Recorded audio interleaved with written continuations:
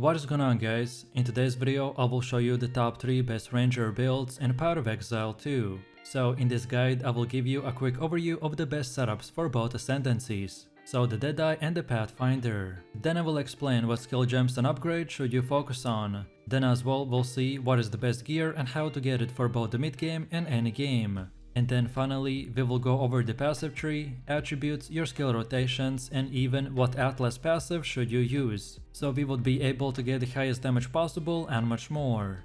If you are looking for any of these builds on the website, then click my link in this video's description or the pinned comment.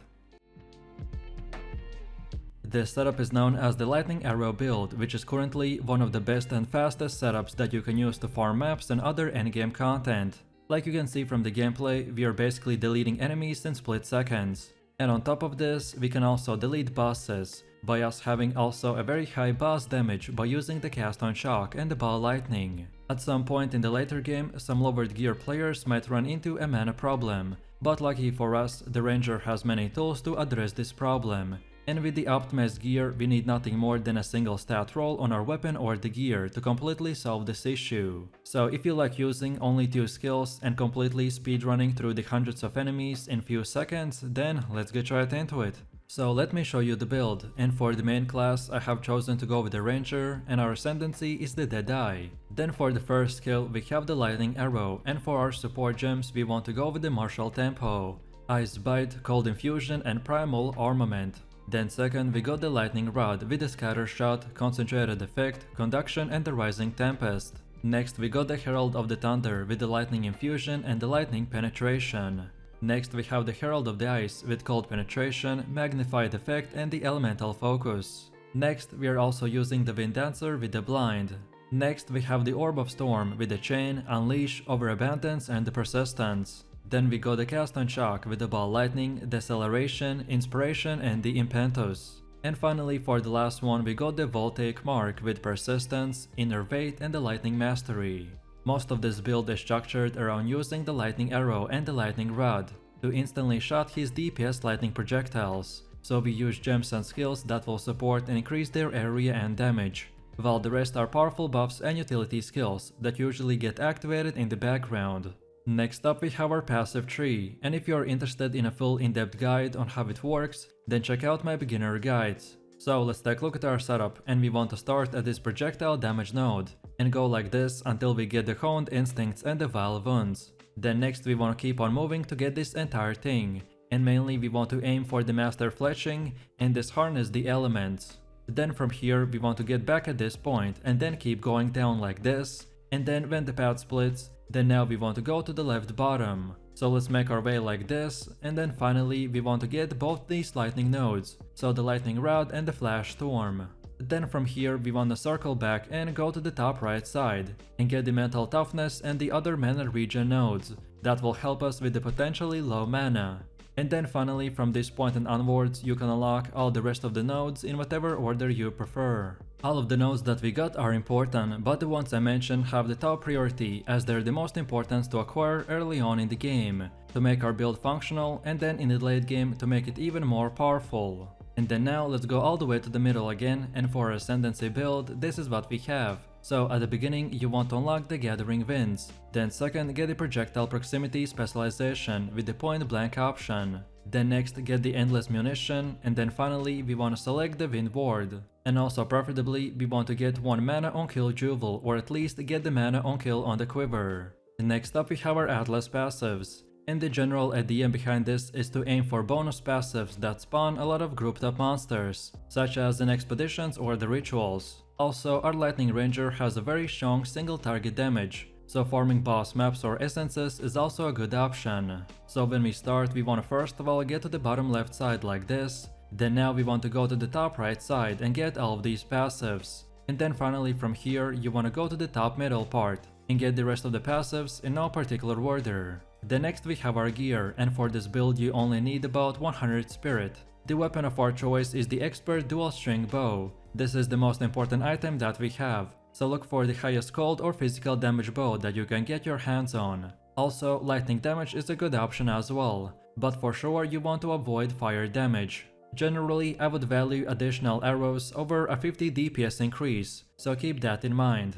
And then for bonus stats, we want the bow attacks to fire an additional arrow, then physical damage increase, more lightning damage, or plus extra levels to all projectile skills. Next we also have the offhand called the primed quiver, and good stats to look for are the cold or physical damage, increased damage with the bow skills, attack speed, dexterity, projectile speed, level of all projectile skills, and mana on kill. And generally, this is the place where we want at least one source of mana on kill, to reduce our low mana against bosses. Then for the helmet we have the advanced Celt helm with armor and evasion. And for bonus stats we want more armor, more evasion, max life and cold resistance. And it's very important to reach 75% resistance in all 4 stats, so try to get as much of that as possible on your gear. Then for the chest we have the expert studded vest with a lot of evasion. Yes, I chose to sacrifice life for more evasion, and this will give us a lot more utility, especially in the endgame. And then for the extra stats we want max life, more evasion and fire resistance. Then for the belt we have the utility belt that recovers our flask 20% quicker.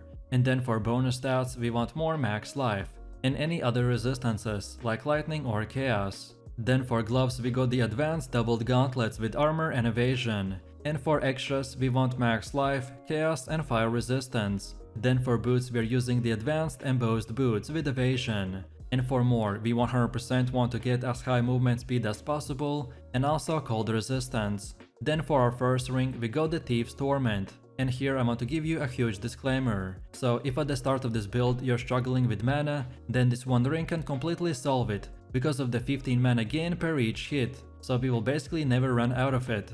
But as it is a quite expensive ring, so you can go for other rings as well. This Thief's Torment is only needed for bosses, so usually use different rings for mapping. It's the only source of mana on hit in the game, so without the ring you will instantly run out of mana on the boss. You don't really need it in the lower tier Waystones, but once you get to the top tier, then you will most likely need it. So try to get it before most other players find out about it.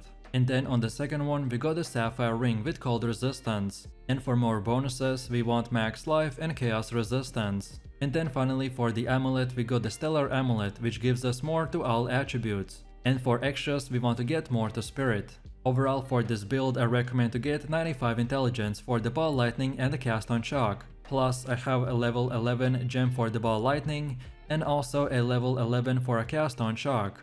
Of course these gems can be a higher level, but then it will require more intelligence, so getting them to level 11 I found it to work the best. And now finally let's quickly take a look at how this build will work. And as you can see from the gameplay, this is one of the most powerful but easiest and simplest builds in the game. So our main rotation is just to use the lightning arrow and the lightning rod, or easy to kill monsters, which are most of our targets. But then specifically for bosses you can then place down the Orb of Storms and spam the lightning rod and cast the volatile mark. This will give you a great buff against the boss and insane amount of shock lightning damage for the single target. On top of this, if you're a new player, then some mechanics may seem a bit weird, so let me quickly explain. If your lightning rod or the cast on shock is not working, then either way try to self-cast the volatile mark and then place down the Orb of Storms, or perhaps after your volatile mark is out and the Orb of Storms, then only then start spamming the lightning rod. Also, if you're low level and you can't use the cast on shock, then you need to put a skill gem in that skill, or the game itself won't allow you to get the effect. And then finally, if you're low geared and run into a mana problem, especially against bosses, then try to get one jewel with the mana on kill, or mana on kill from our quiver. For most players, there's no real way to solve mana for bosses, until you get the Thief's Torment ring, but using simple strategies may help as well. This might sound obvious, especially at the beginning, when you might not have yet unlocked the mana on kill, but if you run out of mana then you just simply want to cast less skills and wait. You'll be doing very high damage anyways, so casting few less skills won't really impact the gameplay that much, but it may reduce your mana consumption, especially if you're undergeared or underleveled. This setup is known as the Toxic Poison build, as we are going to be dealing insane amount of damage with just the poison effects alone. Our playstyle is structured around specializing in dealing damage almost exclusively by spamming the gas and divine arrow, as because of our skill tree and the gear we are going to be deleting trash enemies in split seconds. However, what I really like about this build is the fast speed farming potential, as you can keep moving while dealing a lot of damage over time. And then for the rares and bosses, we will use the Plague Barrier and the Toxic Growth. which will annihilate anyone that stands in our way. If you want to stack as high poison as possible and use one of the highest DPS builds currently in the game, then let's get right into it. So with all of this said, let me show you the build. And for the main class we have chosen to go with the Ranger, and our ascendancy is the Pathfinder. Then for the first skill we have the Gas Arrow with support gems such as the Armor Explosion, Corrosion and Persistence. Then second we got the Toxic Growth with Martial Tempo, Soul Thief and the Concentrated Effect. Then next we got Divine Arrow with Bursting Plague, Comorbidity and the Long Shot. Then next we have the Rain of Arrows with Withering Touch, Maim and the Envenom. Next we are also using the Plague Barrier with Expanse, Magnified Effect and the Chaos Mastery. And then finally for the last one we got the Wind Dancer with Clarity, Cannibalism and Precision. Next up we have our passive skill tree. For most new players this can seem extremely daunting, so let me quickly explain. In very simple terms, every character is granted one passive skill point every time they level up, and are sometimes even granted more for completing certain quests. We have 3 node types, so small nodes, notable nodes and keystones. All of them act as checkpoints that you want to reach and make a path to build around a specific playstyle. So let's take a look at our setup, and we want to start at this Evasion node. Then go like this and unlock all of these 3 nodes, so Blur, Eagle Eye and the Honed Instincts. Then now keep going down here and then take the right and unlock this Harness the Elements. This will make that never poison effects can pop by themselves and do big damage. So then from here we want to keep on stacking the evasion and poison duration and damage. So then we go back to the previous path and keep going down, while on our way getting most of this circle and both of these 2 nodes called the escape velocity and the freedom of movement. And now finally from here we want to keep on going forwards and get these 2 last nodes. And then from here the priority doesn't really matter that much, as you should be already doing huge amount of poison damage. So from here unlock all the other nodes in whatever order you want. Also, in the future I'm thinking to maybe invest some points into the Acrobatics Keystone, which will give me insane amount of evasion, but I still need to test this theory, so I'll let you know if I make an updated video. And then now let's go all the way to the middle again, and for our Ascension setup this is what we have. So at the beginning you want to unlock the Contagious Contamination, then next get the Overwhelming Toxicity, then now get the Running Assault, and then finally the Relentless Pursuit. If we compare both of the Path of Exile games, then PoE2 is much slower, so getting this movement speed in the endgame will make this build even more powerful than it is right now. And to simplify my decision making and so you could easier understand, then we wanted to prioritize the Blur, Honed Instincts, Heavy Ammunition and the Crippling Toxins, as they will give us the biggest poison upgrades to not only damage but duration as well, so we wanted to get them first. And then for the rest we invested into more stacking evasion, more skill effect duration and just more damage, which will make our poison last forever. Next we have our gear. The weapon of our choice is the Expert Short Bow with a crit chance, and for the extra stats that we want to try to get are increased physical damage, increased accuracy and increased attack speed. And also, as the bow is a one-handed weapon, so we wanted to get the Fire Quiver, with the addition that adds 3 to 5 more damage to attacks. And for extra stats we want to get things like the physical damage, increased damage with the bow skills, and increased attack speed. Then for the helmet we have the Advanced Guarded Helm with armor and evasion. For extras we want to get more evasion, more maximum life and reduced attribute requirements. Then for chest we have the Expert Pathfinder coat with evasion, and for bonus stats get reduced slow on debuffs, evasion rating, max life and percentage to lightning resistance. Then for the belt we have the Fine Belt with maximum life and lightning resistance. Then for the gloves we got the Advanced Section Braces with evasion, and for bonus stats get accuracy, max life and fire and cold resistance. Then for boots we're using the Expert Laced Boots with evasion, and for extras we want to get increased movement speed, even more evasion and resistances like cold and fire. Then for first ring we got the Emerald Ring with a lot of accuracy and cold resistance, while on the second one we got the Sapphire Ring with cold resistance, maximum life and more to all attributes. And then finally for the amulet we got the Gold Amulet with increased rarity to items found, and for bonuses get max life, more to spirit and more to all attributes. As the game just launched, so this is a starter setup which should be more of an example of what stats and prefixes to look for. Your weapon will be the most important upgrade, so prioritize any type of flat damage or increased attack speed. And then for defenses, make sure that you're regularly updating the base type of your gear, so prioritize evasion, maximum life, and any type of resistance that you can. Also, movement speed on boots is a good option as well. And now finally, let's quickly take a look at how this build will work. And this is actually very straightforward. So for trash and weak enemies, just use the gas and vine arrow. And this will fire toxic arrows on the ground, which will all do poison damage over time. And then even detonate, which will cause you to deal even more damage. Then second, for bosses, rare enemies, or just hard packs, this time we want to spam the toxic growth into a single gas cloud. And use plague barrier as needed or just to detonate the toxic growth. This rotation again will shoot toxins on the ground that explode and deal poison damage, but you don't have to wait for that delay by using the plague barrier. And you need to do all of this into a single gas cloud, which you can create by using the gas arrow and increase your damage even more. And then finally, the rain of arrows and the wind dancer are just meant for utility, so use them depending on the fight. This setup is very unique because we are going to be freezing enemies with the permafrost bolts, which will give us frost fires, so then we will be able to drop explosive grenades that can detonate, and with the explosive shots we will do massive amounts of damage. This build is great against bosses and other large enemy groups, as we can CC the enemy while our fuse is going on, and then we can detonate our AoE skills and clear anything and everything in our way. So let's move over to the build. When you get to it, you want to pick the Witch Hunter Ascendancy, but if you're leveling, then the basic mercenary class will work as well. And first we have our skills. So for the main spell we have the crossbow shot with no support gems. Then second we got the permafrost bolts with support gems like the glaciation, then the ice bite and also the deep freeze. We chose this skill because we want to push hard into the freezing effect, so then once we freeze our enemies, we can then drop a huge ignite on them with explosive grenade and do a huge amount of DPS. Then next we got the explosive grenade with support gems like the frostfire, concentrated effect, primal arraignment, eternal flame and searing flame. This skill just got a huge buff in 80% physical to fire damage converter, so this will give us big ignites on the bosses and provide our build with fast clearing speed.